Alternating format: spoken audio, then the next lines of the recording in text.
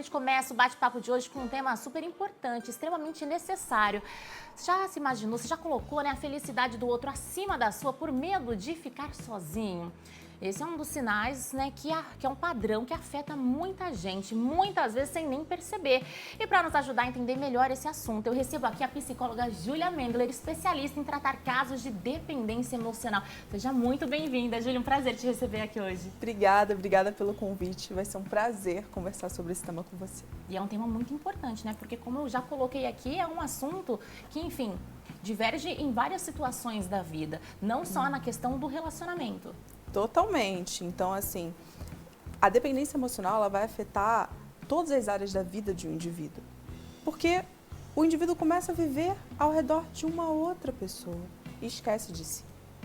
Então, é bem grave, Roberta. Em termos simples, você já resumiu aí o que seria, então, a dependência emocional. Qual que é a diferença entre, de fato, amar alguém ou ser emocionalmente, né, dependente, Júlia? Quando eu amo alguém, eu estou ao lado dessa pessoa porque eu escolho estar. Essa pessoa me faz bem. Claro que não na toda parte do tempo, mas em grande parte do tempo, e por isso eu escolho estar ao lado dela. Na dependência emocional, eu tenho a sensação de que eu não tenho escolha, que eu não tenho saída, eu tenho que estar ali. Muitas vezes eu nem gosto da pessoa em si, mas eu acho que eu preciso estar. É como uma droga, como um vício de droga. Então, a pessoa que é usuária de droga, ela sabe que a droga faz mal, às vezes ela não gosta de usar a droga, só que na ausência da droga, sente-se falta, tem aquela abstinência. O mesmo acontece na dependência emocional. Então, quando ele ou ela, quando o outro, meu parceiro, não manda mensagem, eu entro em pânico e desespero. Por quê? Porque eu estou distante dele. Porque eu penso que ele vai me deixar e sem ele, eu não vivo. Olha só, isso já é uma situação aí que você colocou prática do dia a dia, que provavelmente você até identifica ali nos seus atendimentos. Quais outras situações o pessoal que está em casa consegue identificar, ver ali um sinalzinho de dependência emocional? Isso da mensagem é um ponto. Você fica ali ansioso, né, ansiando pela conversa com aquela pessoa, e se ela não responde no tempo, então, que você espera, porque a expectativa é totalmente sua, sim, você fica já desesperada. Você fica já desesperada. E em casos aí que eu acho que a gente vai abordar melhor, que é o caso assim mais grave que eu vejo, quando uma pessoa diz assim pra mim, Roberta, eu sei que essa pessoa não é pra minha vida. Lá no fundo, a minha mente já sabe que essa pessoa não é pra minha vida, mas o meu coração insiste nessa pessoa. Eu sempre digo, não é o seu coração que insiste, é a sua dependência emocional que fala mais alto. Então, mesmo que uma relação esteja muito ruim, você não consegue sair por conta da dependência. Olha só, e para identificar, né? Como é que a gente faz para identificar, Júlia? Na verdade, antes da gente falar como identificar, conta para mim quais são os fatores, né, que levam uma pessoa a desenvolver a dependência emocional no outro. Tá muito ligado à questão da criação, por exemplo? Como é que foi sua relação ali com os pais? Totalmente ligado com foi a relação com os pais. Então, é até muito interessante no consultório, quando a gente vai tratando a dependência emocional, que o paciente vai percebendo o quanto que existe de proximidade da relação dele com a relação dos pais ou da forma que os pais o trataram. Então, veja, se quando eu era criança eu não tive a presença dos meus pais, eu aprendi que amor significa o quê? Significa ausência. E aí, conforme eu vou crescendo, inconscientemente eu vou buscando parceiros ausentes, porque na minha cabeça aquilo significa amor. Olha que diferença. A gente na psicologia tem até um nome para isso, né? Que o termo em inglês a gente fala de unfinished business, como se fosse o nosso trabalho incompleto. Então, eu não consegui que meu pai me amasse, que o meu pai gostasse de mim. E aí eu quero fazer a todo custo que esse parceiro ou que essa parceira goste de mim.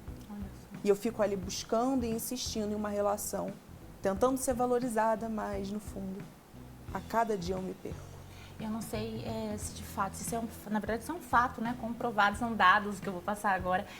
Estudos revelam que normalmente as mulheres são mais vítimas da dependência emocional. Claro, também acontece com o homem, mas as situações são mais presentes com as mulheres. Isso está relacionado assim à questão dessa sociedade que a gente cresce já sendo incentivada, né, a buscar a validação masculina? Com certeza. Então, assim, desde que somos crianças, qual é o sonho? O sonho é que meu príncipe chegue no cavalo branco. Então, eu fico à espera desse príncipe no cavalo branco. Preciso desse príncipe no cavalo branco.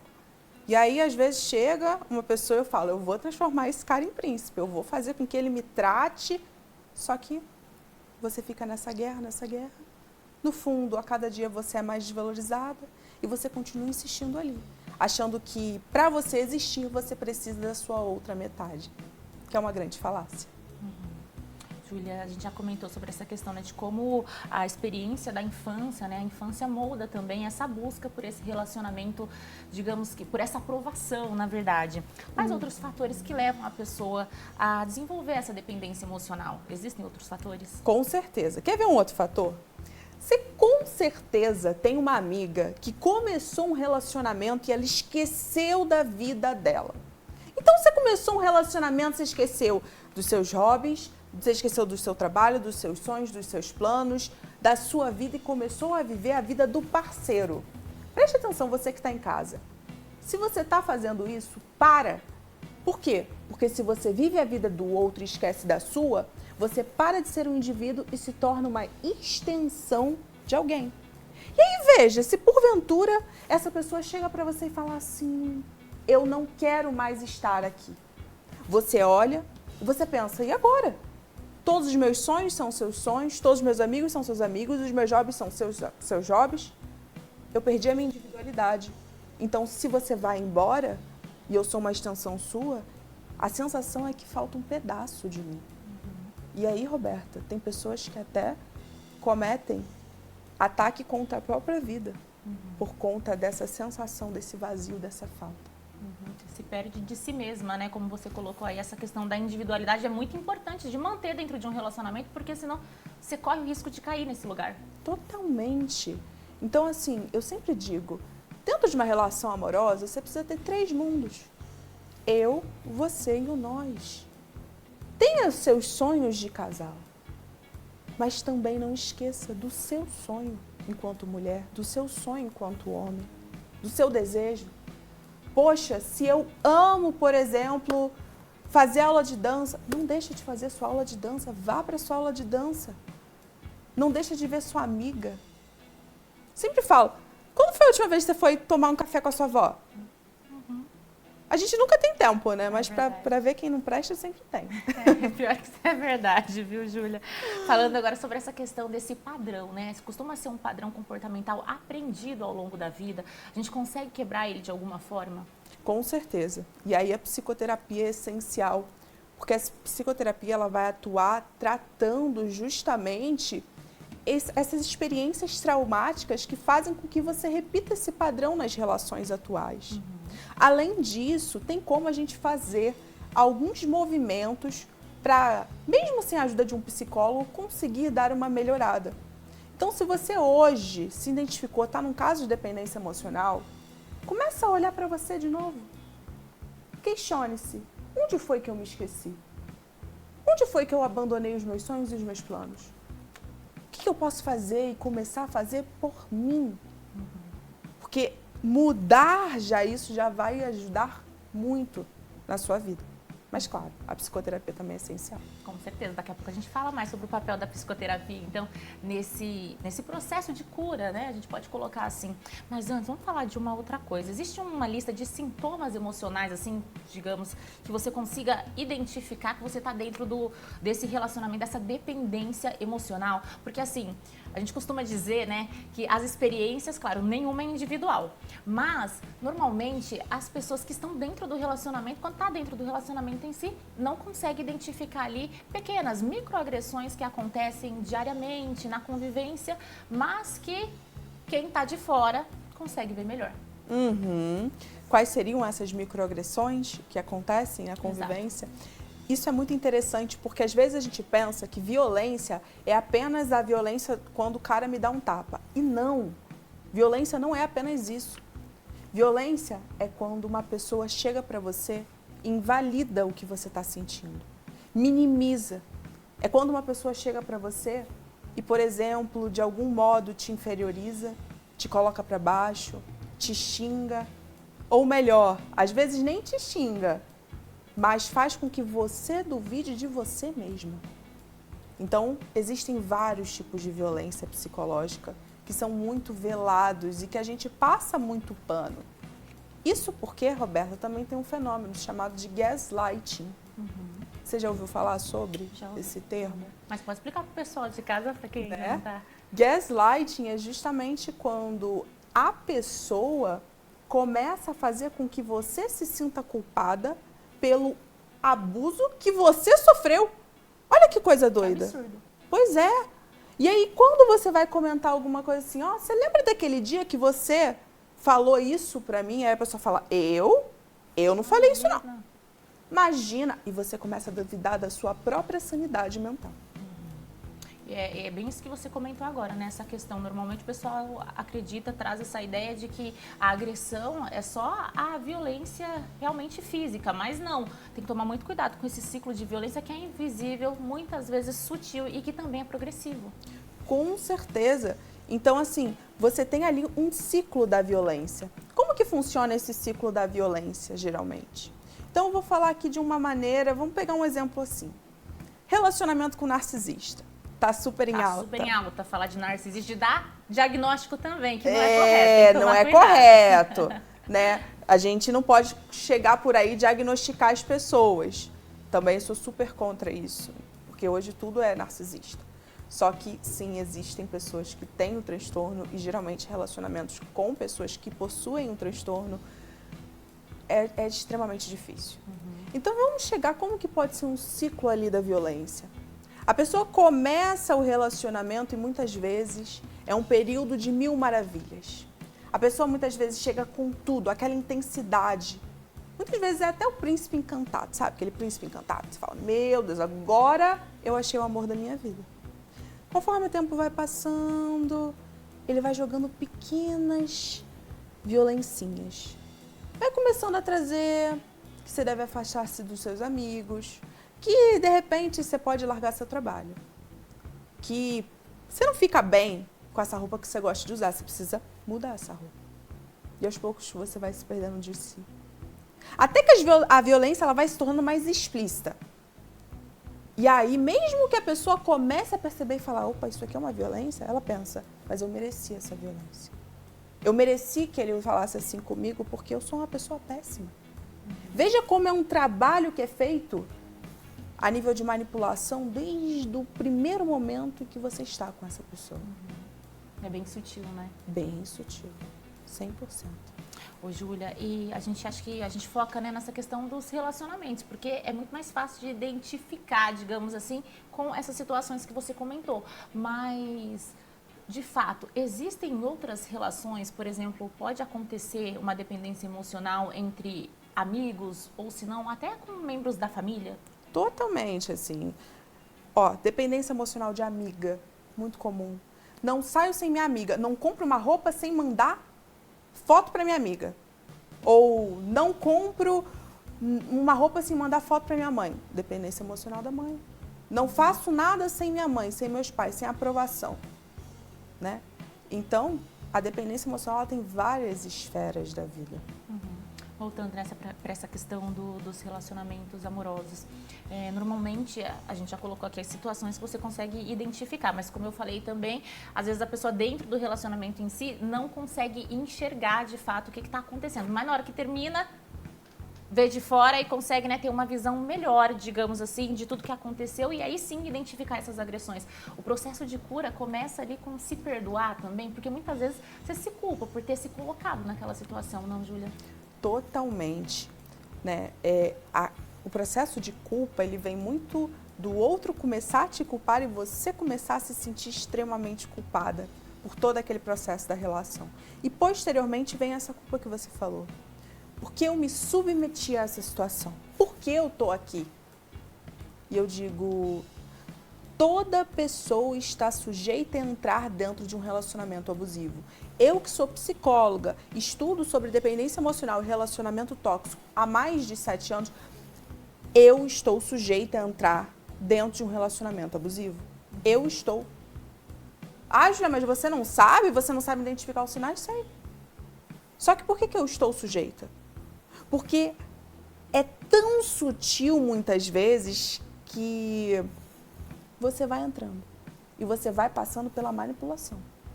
Entende? Então, eu sempre digo, nunca se culpe por ter entrado nessa relação. Tente identificar o que fez com que eu entrasse nessa relação. É alguma ferida minha do passado? É alguma, sei lá, alguma coisa que eu preciso olhar para mim? Alguma parte minha que eu me esqueci? Agora, se culpar por isso, tá com nada. Tá com nada.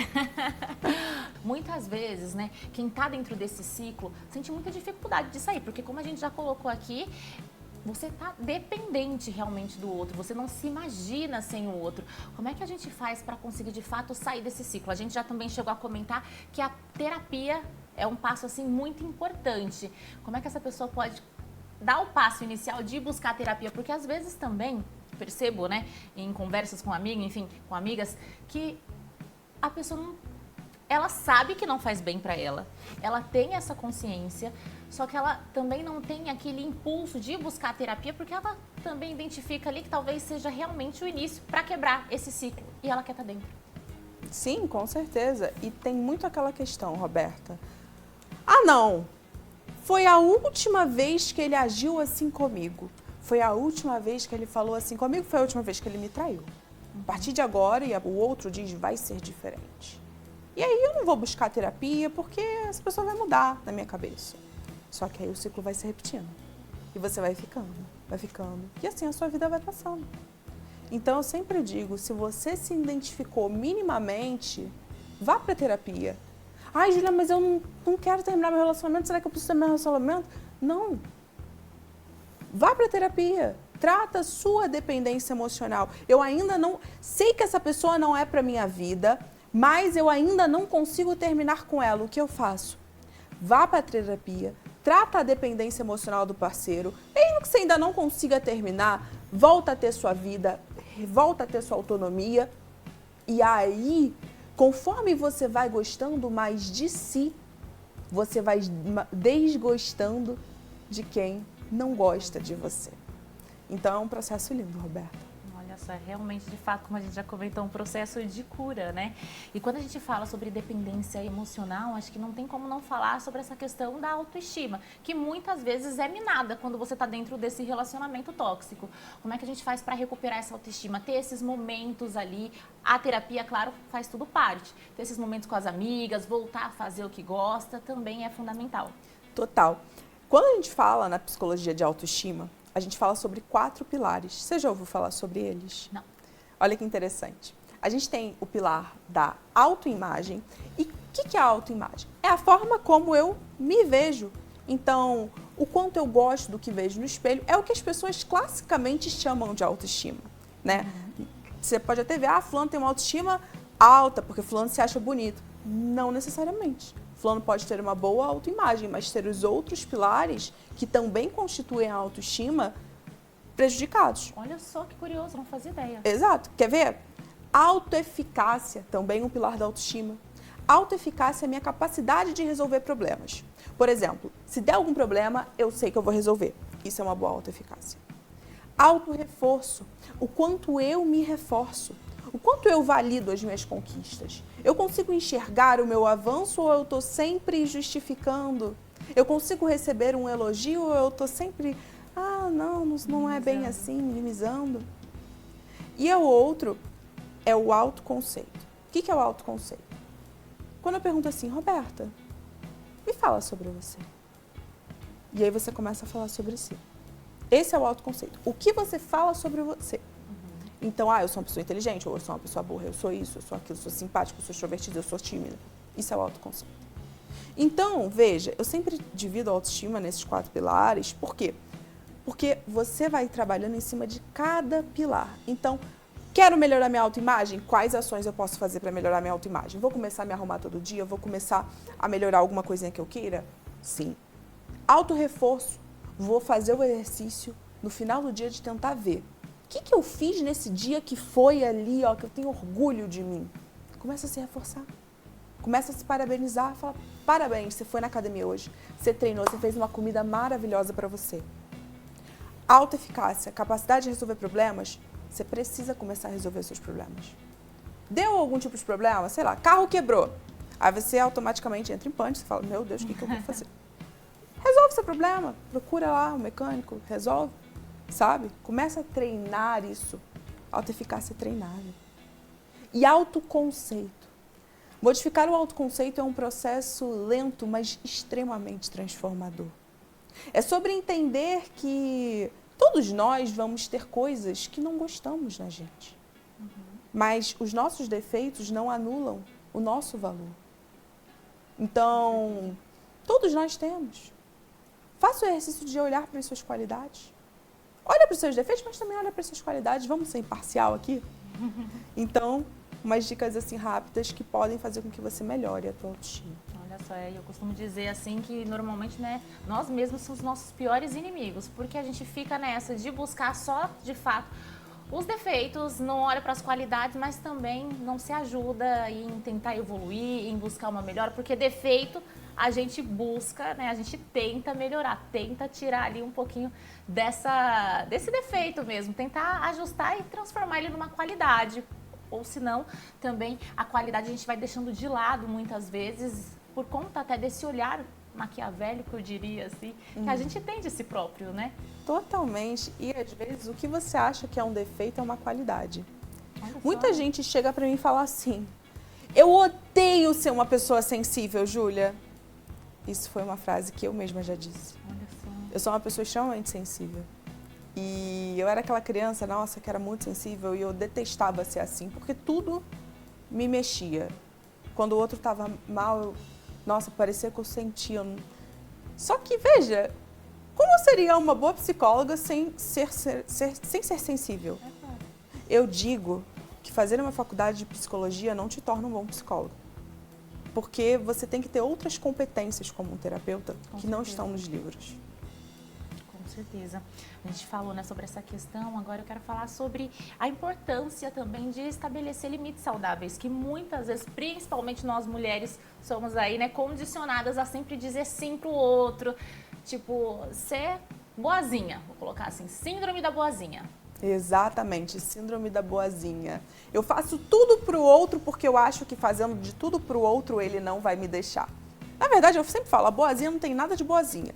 Porque você faz isso tudo porque você acha que se fizer isso tudo ele não vai te deixar. Só que não, gente. Percebe? Se você tem esse pensamento, então você não consegue enxergar nenhum tipo de valor em você, a não ser o fato de você fazer algo pro outro. Então, veja, estabelecer limites é fundamental. E, Roberta, é importante a gente falar o que é um limite. Porque às vezes as pessoas falam assim, coloca limite nessa relação. A gente não sabe o que é um limite. O limite, veja, é quando você quer muito, por exemplo, dizer não para algo e você não diz. Se você faz isso, você está ultrapassando o teu limite. Então, por exemplo, é inegociável para mim, por exemplo, que uma pessoa me trate com respeito. Mas eu permito que ela fale comigo de uma forma totalmente desrespeitosa. Eu não estou respeitando e não estou colocando os meus limites. Bem pontuada aí, acho que fica bem claro para o pessoal de casa identificar quais situações, né, ultrapassam assim o seu próprio limite. E claro, que é individual também, cada um tem um limite. Cada um tem o seu próprio limite. Eu sempre falo assim, cada um tem a sua vida, a sua história e sabe de si. Com certeza. Júlia, para a gente ir finalizando, né? Acho que é importante a gente falar também sobre essa questão que tem se debatido muito nas redes sociais, que é insalubre ser solteira. De fato, é insalubre ser solteira, mas é muito pior estar dentro de uma relação que já não te cabe mais, né, Júlia? Me conta, que eu não vi esse comentário de ser insalubre ser solteira. É que tá difícil aí, né? Ainda mais pra mulherada.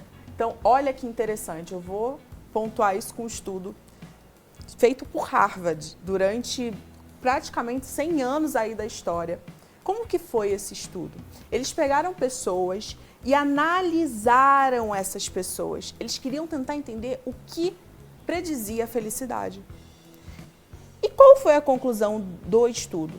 As pessoas mais felizes eram aquelas que apresentavam bons relacionamentos. não necessariamente relacionamentos amorosos, mas bons relacionamentos. Pessoas que estavam casadas, mas que tinham um casamento péssimo, elas não tinham um índice ali de felicidade. Então, não é o estado civil que vai te fazer feliz. Não é o fato de você estar solteira, de você estar casada. O que vai te fazer feliz é como você mantém boas relações na sua vida.